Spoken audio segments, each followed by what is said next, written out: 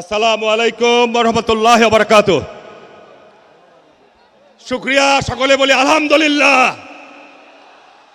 দীর্ঘ 22 বছর পর আমাদের প্রিয় নেতা রাজশাহীর ঐতিহাসিক মাদ্রাসা ময়দানে উপস্থিত হতে পেরেছেন। আমরা করতালি দিয়ে তাকে অভিনন্দন জানাবো। আজকের সভার মাননীয় সভাপতি, রাজশাহী গ্রেটার রাজশাহীর মাননীয় সংসদ সদস্য প্রার্থীগণ, মাননীয় চেয়ারম্যান, প্রিয় উপস্থিতি, মাদক হচ্ছে দেহের জন্য ক্ষতিকর, আর জামাত ইসলাম হচ্ছে ইসলামের জন্য ক্ষতিকর।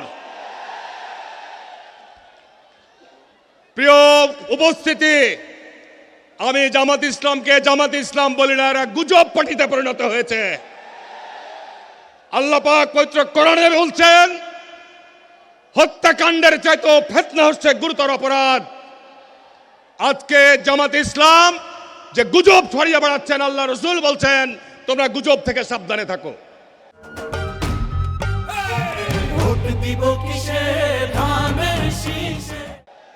সুতরাং তাদের অপপ্রচার, তাদের এই বিভ্রান্তিমূলক যে অপপ্রচার, এর থেকে আপনারা বেঁচে থাকবেন।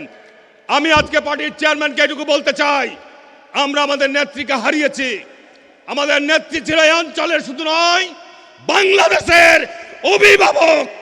আজকে তাকে জানাজার দিন উপস্থিত ছিলাম, সেই দিন দেখেছেন আন্তর্জাতিক গণমাধ্যম বলছে সারা পৃথিবীর মধ্যে সমগ্র মুসলিম বিশ্বে এত বড় জানাজা অতীতে আর কাউরে হয় নাই।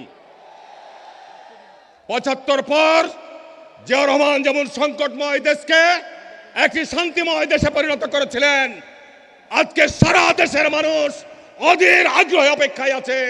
ইনশাল্লাহ তারেক রহমান জিয়াউর রহমানের উত্তরসূরি হিসাবে বাংলাদেশের এই সংকটময় সময়কে অতিক্রম করবেন ইনশাল্লাহ। ধন্যবাদ রাজশাহী মাদ্রাসা মাঠের জনতাকে, ধন্যবাদ আজকের মাননীয় চেয়ারম্যানকে। আমন্ত্রণ থাকলো, দাওয়াত থাকলো চাঁপাইনবাবগঞ্জে আপনার। ধন্যবাদ সকলকে। আসসালামু আলাইকুম রহমতুল্লাহ।